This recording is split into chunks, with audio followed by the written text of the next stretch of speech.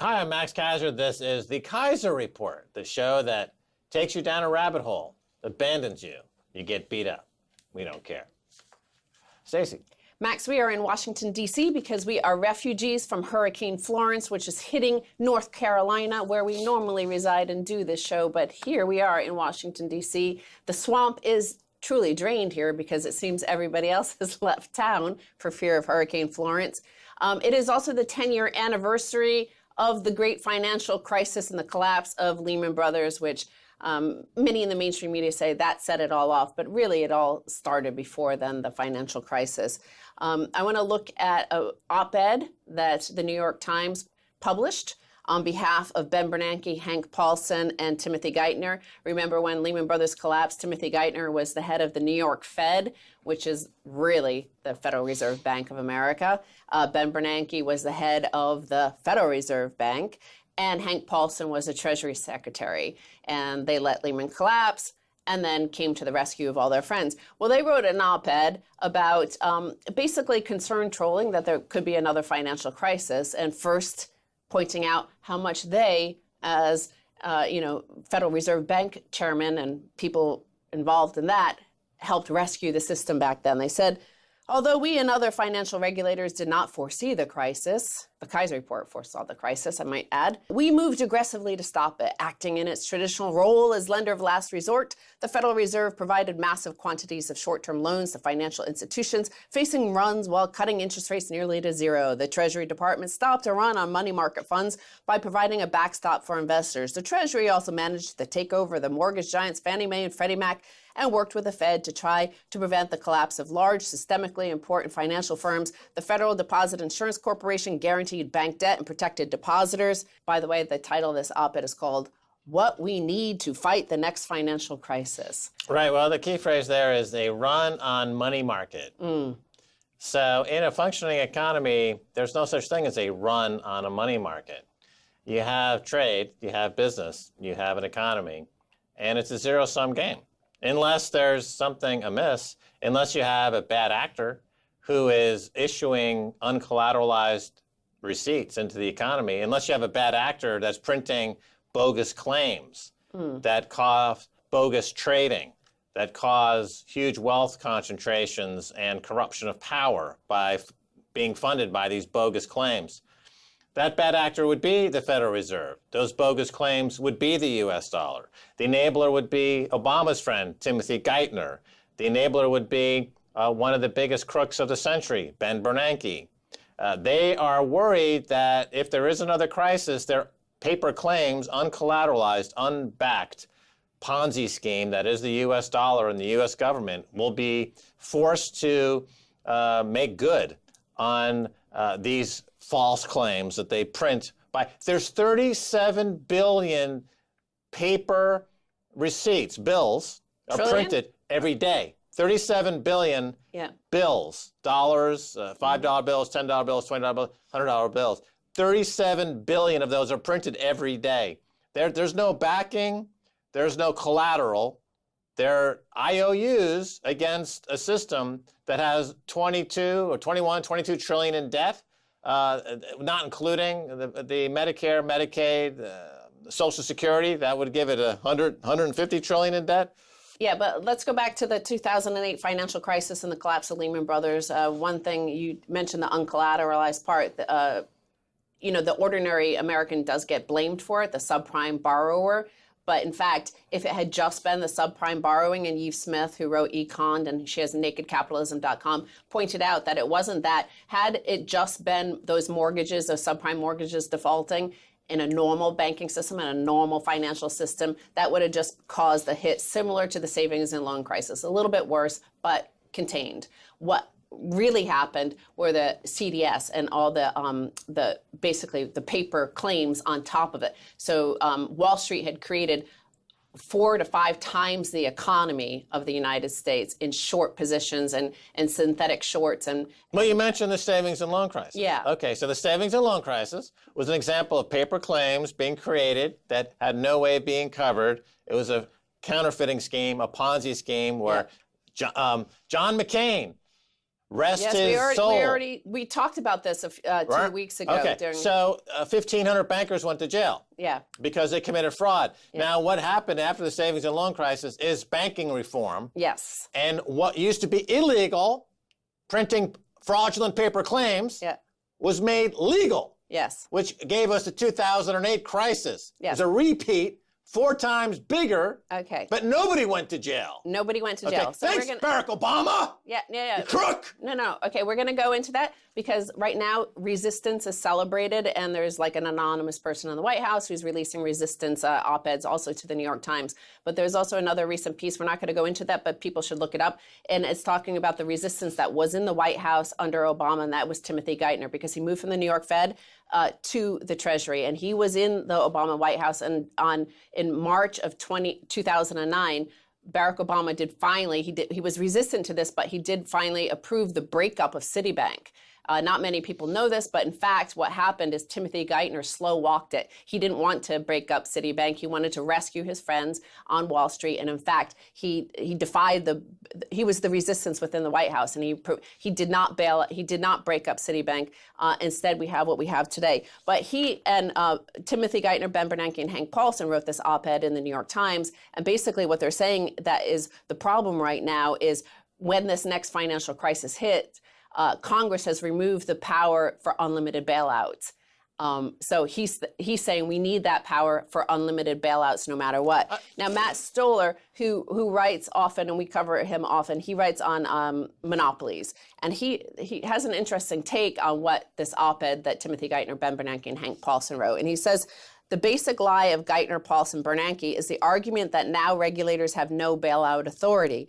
Leave aside the various misleading elements here. Yes, they do. They just have to ask Congress, which is the most democratic branch of government. They are arguing against democracy. They are angry the people have some formal check on their right to do whatever they want during a crisis. They are couching this in terms of the need to stem panics. They are pretending an attack on democracy is a technical point. It is not. So what they were arguing, they were using the pages of the New York Times op-ed to argue that, we have too much democracy. We shouldn't allow the people to have any say in the unlimited bailout of banks in the next crisis. No. Okay, what Bernanke, Geithner, and who's the third clown there? Bernanke, Geithner, and Paulson. And Paulson, Hank Paulson, who warned all his friends at Goldman Sachs, I might add. Who went before Congress and shook down and it's crashed the market. The TARP, This is an admission of guilt. This op-ed piece in the New York op-ed piece. They're saying the crisis, we're guilty. We had no constraint, and we printed $17 trillion of bogus claims that are unbacked. We just printed them out of thin air. There's nothing to back them, to bail out our friends. Mm-hmm. That's an admission of guilt. If they're not prosecuted now, after admitting the crime, if I go into the court and I say, guess what, I murdered somebody, and the court says, go away. Murder's not a crime anymore. Okay, so Geithner and Paulson and Bernanke, they think of all the hardship. Think of the poverty. Think of the opiate crisis because the people have lost their homes. People dying in the street, shooting up. Those guys put the needle in their arm and they killed those people. And they admitted it in the New York Times. And now there's no prosecution. There's no rule of law. There's no law in this country, this America. There's no rule of law. Okay, so let's... You can get away with murder. He concludes on this Twitter stream that there are many ways to do bailouts, but the Obama bailout did not stop a depression. It stopped a new deal. And that's what Bernanke, Geithner, and Paulson are after. That's what they got. We needed to stem the panic. We did not need to rob the middle class to reward their cronies. So as you're saying, this is his way of saying what you're saying, is that they did rob the middle class. And Timothy Geithner and Paulson and Bernanke are saying that they saved the system. Well, there are many ways to save the system. There are ways to do the bailout. This should be discussed and said, like all our public discussions are nonsense. It's about the way to save the system is for other countries to get out of the dollar. Okay, let the dollar collapse. They're citizens of America, and we are in D.C. Gone. Okay, so let's They're move expendable. on. Let's move They're on to expendable. the next headline, which Gone. is about J.P. Morgan, the biggest bank in America, and they also received the biggest bailout because they were the biggest bank in America with the biggest derivatives book. J.P. Morgan is thinking pitchforks and Fed stock buying in the next financial crash. So if you thought the U.S. outlook could not get any more dystopian, think again. JP Morgan Chase issued a report earlier this week to mark the 10th anniversary of the 2008 Wall Street crash and provide its outlook for what's ahead. JP Morgan suggests that the next financial crash may be so cataclysmic that the Federal Reserve may have to enter the market to buy up stocks, something which the central bank has never done before in the U.S., or at least acknowledged doing, because stock ownership is heavily skewed to the 1%. JP Morgan then goes on to write that this may be controversial in light of the potential impact of central bank actions in driving inequality between assets, owners, and labor. So we've seen for the past 10 years, wealth and income gap has skyrocketed in America based on the bailout that Timothy Geithner, Hank Paulson, and Ben Bernanke were allowed to orchestrate and conduct. It was a panic situation. So in panic, in crises moods and disaster capitalism, they're able to move without any discussion. There was never a discussion to bail out all the mortgage holders, to keep those mortgage holders in their home. Over 1 million Americans lost their homes, and the bankers were bailed out. So now we're already seeing that the op-ed in the New York Times, there's no, somebody from Occupy Wall Street is not able to have a counter op-ed in the New York Times saying, dudes, let's let them fail this time. And because if we're having another crisis, it means that... No.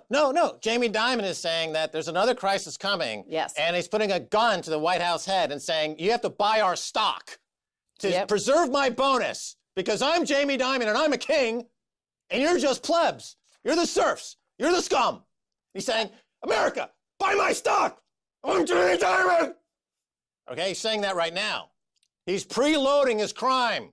And this is them. I'm going to read you. And he's getting away with it. I'm going to read you the actual words written by JP Morgan right here. These are the words of JP Morgan. The next crisis is also likely to result in social tensions similar to those witnessed 50 years ago in 1968.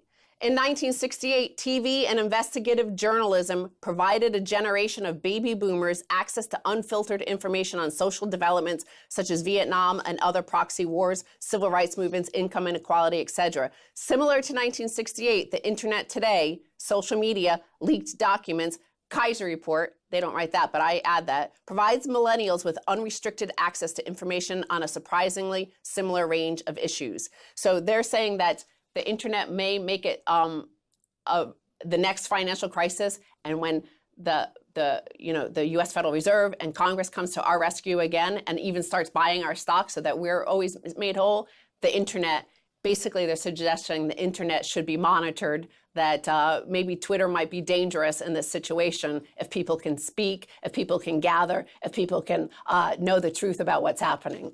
Right, exactly. So 1968 was a seminal year. Yes, but the people won't rise up again. Well, we'll see. Because they're on heroin. Hey, we got to take a break, but when we come back, more fun.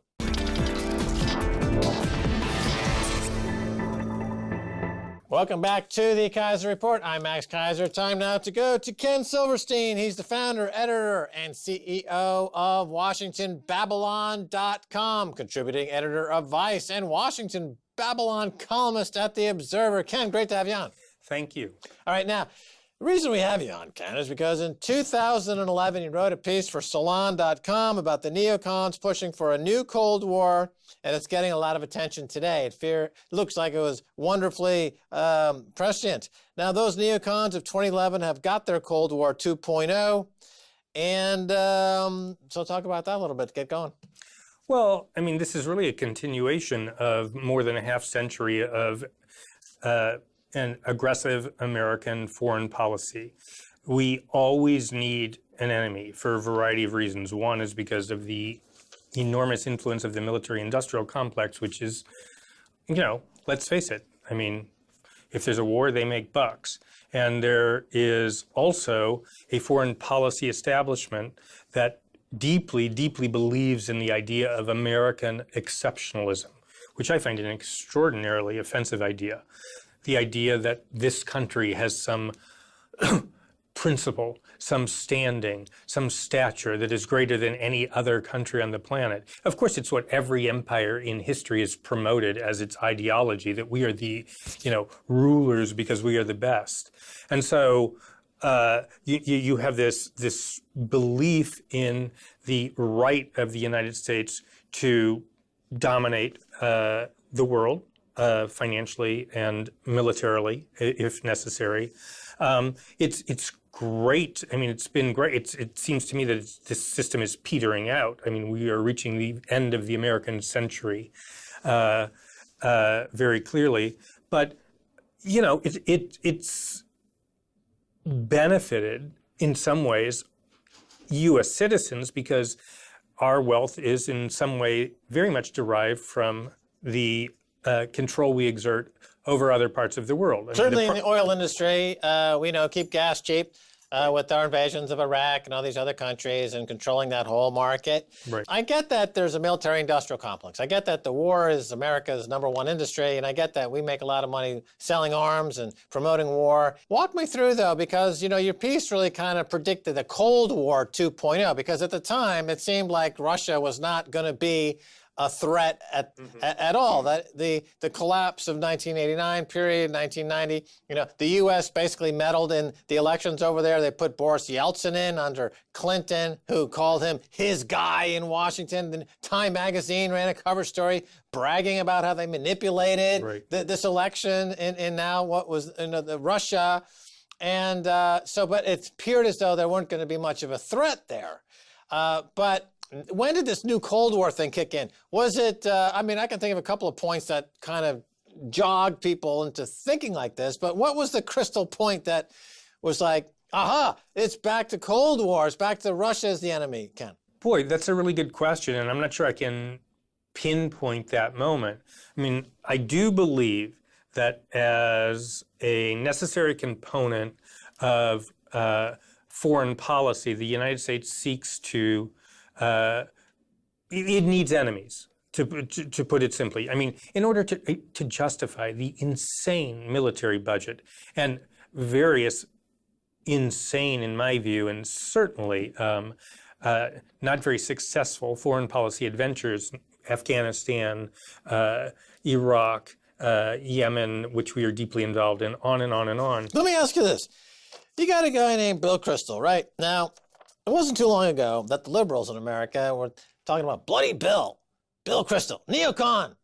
He's a guy, he's a warmonger. And now he's being lauded by the left. He goes on Rachel Maddow and these shows, and he's considered to be a hero amongst.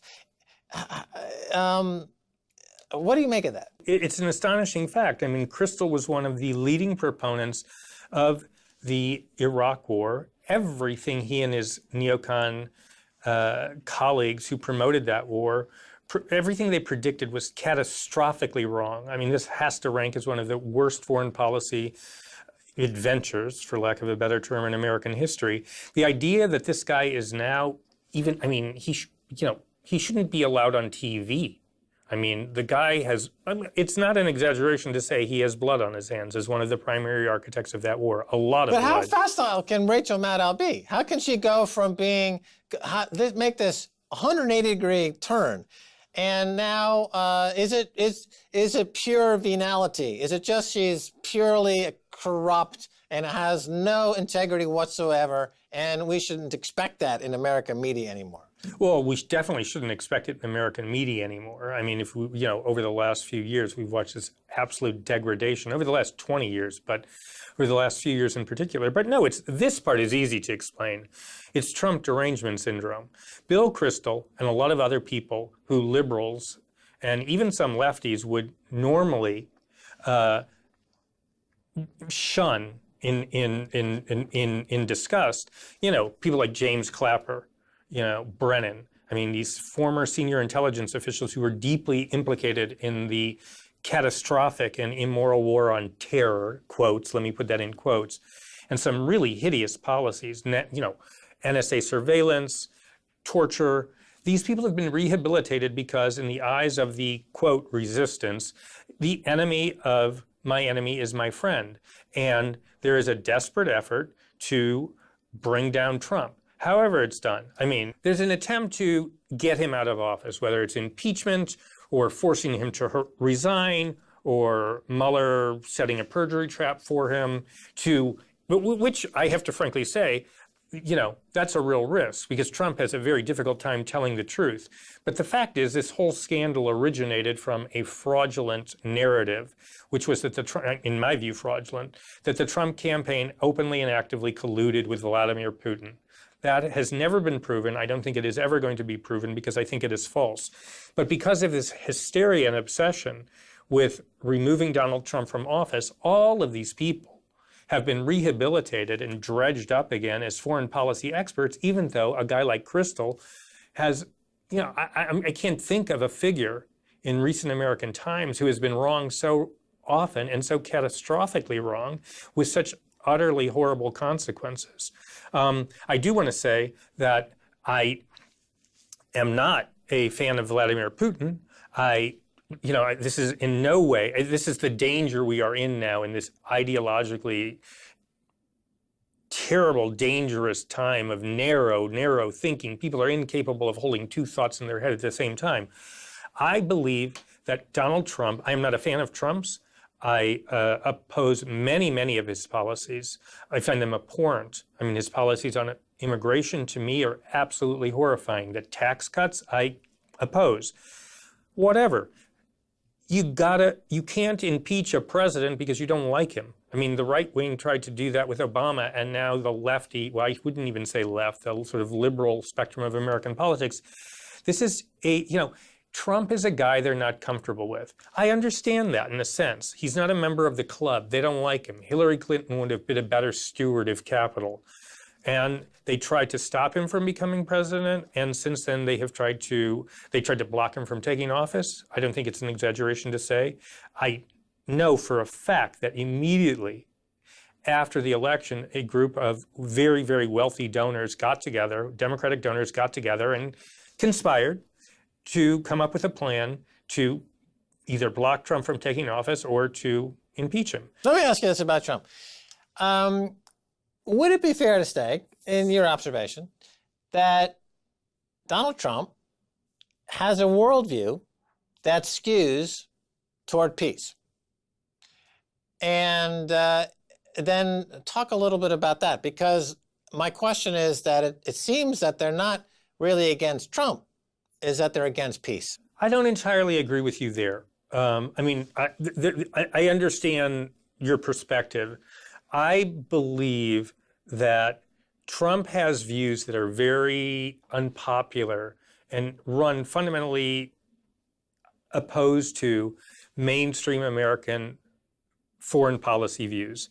He's anti-NATO. He's expressed views on NATO that are very, very scary to the foreign policy consensus. Okay, well, we'll dig into NATO here for a second, because the mandate for NATO, of course, was not to push east. Yeah. And sit on the border of Russia. Right. And I think Russia, rightfully, is quite nervous about that, because even during the World War II, they didn't have Germans, parked up right on their frickin' border. Yeah.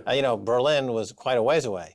This is not, obviously, if Russia parked a bunch of tanks on the Mexico-U.S. border or the Canadian-U.S. border, I'm sure Americans, that's rightfully would be upset, right? Would be upset. And not only that, the media would be outraged about the appalling actions of Russia, the war provocation. So NATO is completely disenfranchised itself. It has overstepped the bounds of what it was created for. It's really hard to understand why they even exist at this point. It exists for one simple reason. It's a racketeering operation to continue to sell American weapons abroad. It is a useless organization.